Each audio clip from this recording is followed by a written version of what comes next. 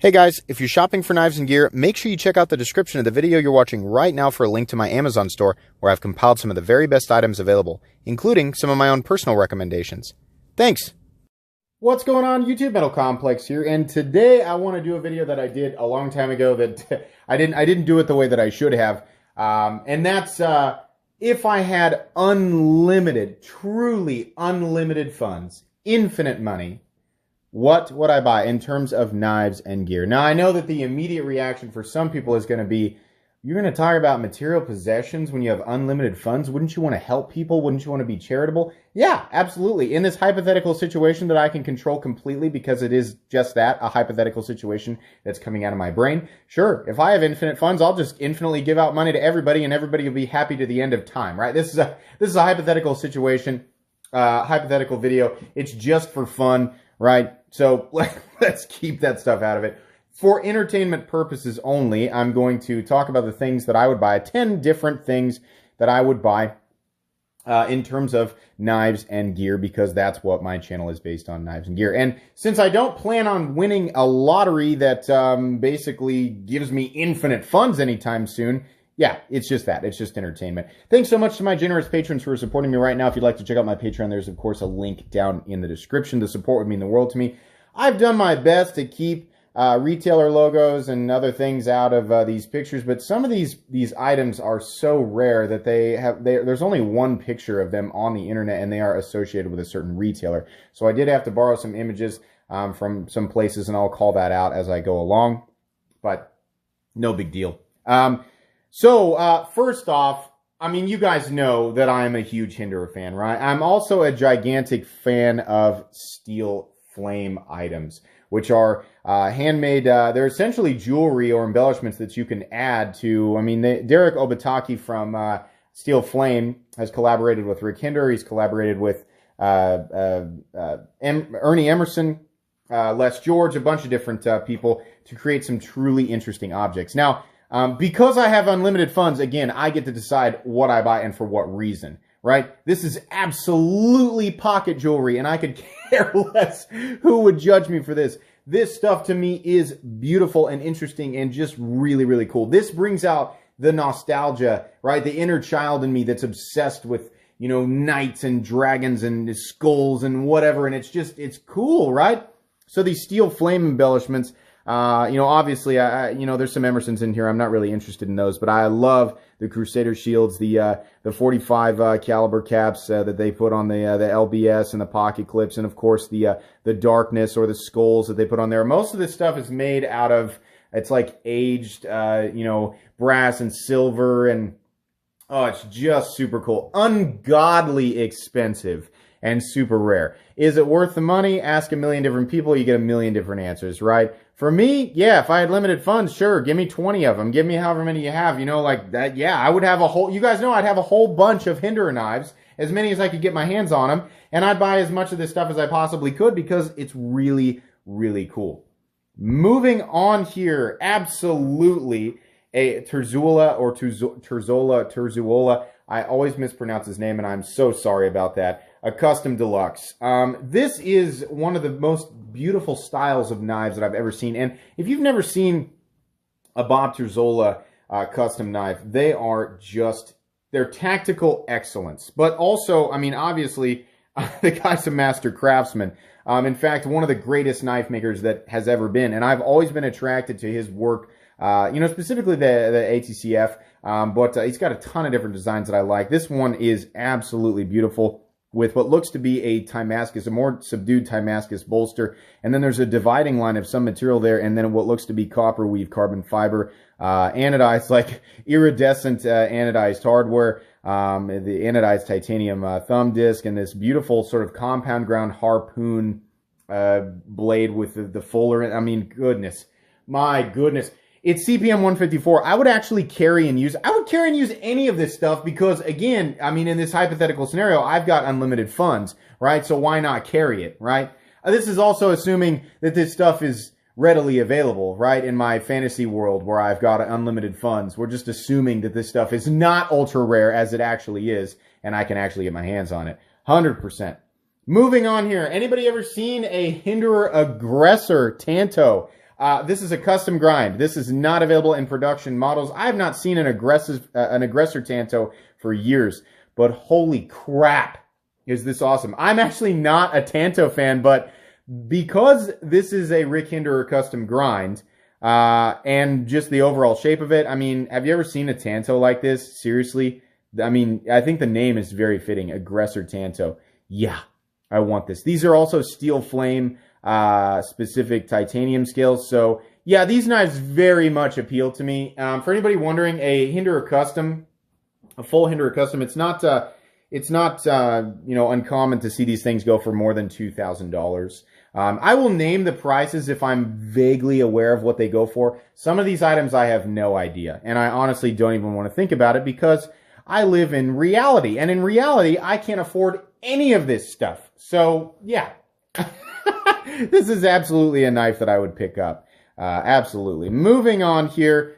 Oh my goodness. Yeah, I'm into flashlights. I don't know a lot about flashlights, but as soon as I discovered that there is a draw to flashlights with me, of course I had to look into super high-end custom stuff, and this is what many people would consider to be an ultra grail. I have no idea what this goes for, but I'm gonna guess $2,000, $3,000, $4,000, something in there.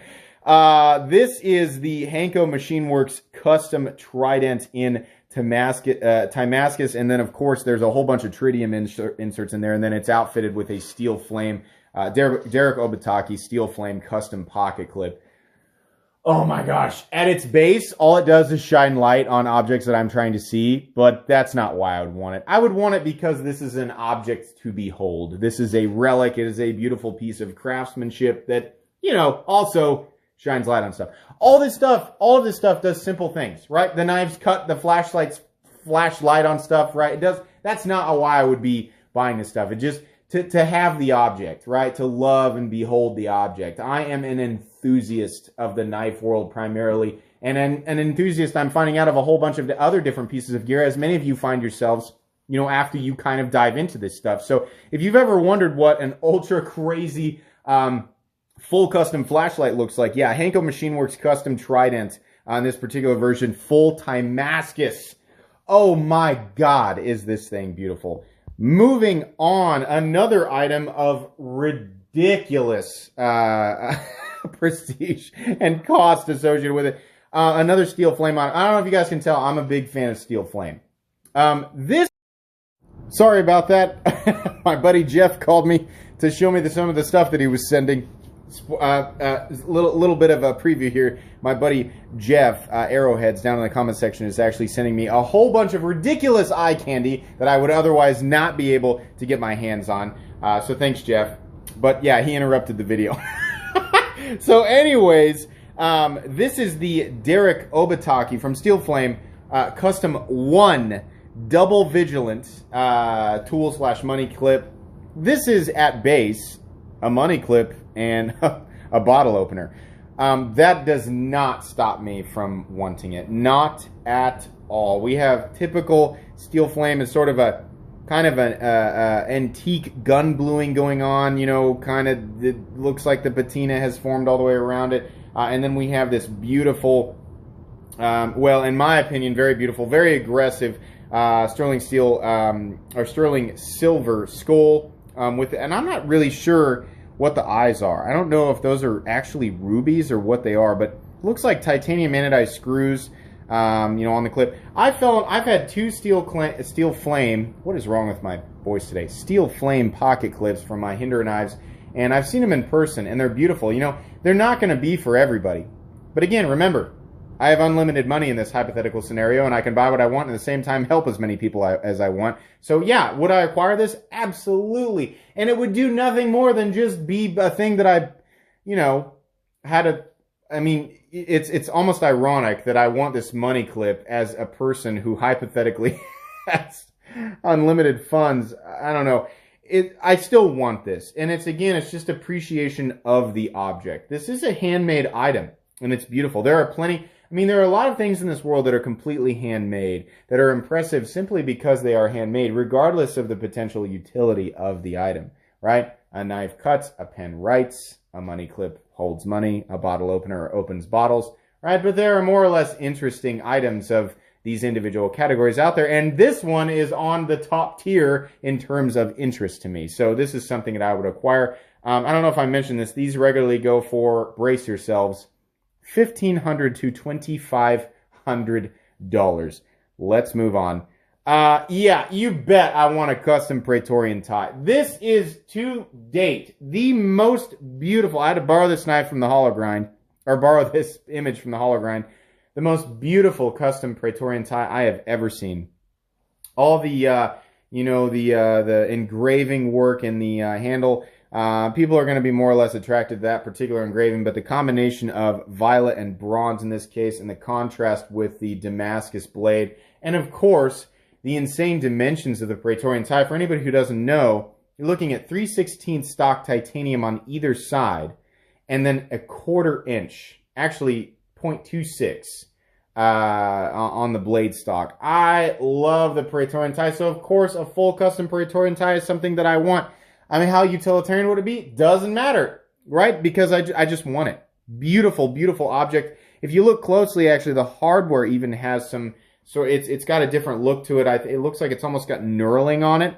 Beautiful. And then, of course, the Medford crest on the pivot screw, which is an indicator of the titanium hardware, and oftentimes a full custom knife. This is just wonderful. It's also the biggest slab of Damascus I think I've ever seen. Absolutely beautiful. Moving on here, did you guys know, I mean, this is like probably the most famous of the non-production Hinderer grinds. This is the Hellfire Tanto, a sort of reverse recurve. I mean, it's like if you took the Harpoon Tanto and you deleted the Harpoon notch, and then you added a reverse recurve to it. This was the very first custom grind that I had ever seen. And Hinderer himself has said many times, the Hellfire Tanto will never be a production grind. Couple that with the fact that Hinderer rarely does custom knives anymore, and you have a recipe for something that I really, really want. This is actually an XM24 variant, and in a lot of ways, this is the ultimate cool factor Hinderer for me, because it's probably one of the rarest variants of Hinderer knives that exist out there. I do not know how many XM24 Hellfires exist, but there can't be many. This is beautiful. This image was borrowed from Monkey Edge. I don't know that I would particularly go for the blue hardware or the blue anodizing, but I will take that blade. As many of these as I could find.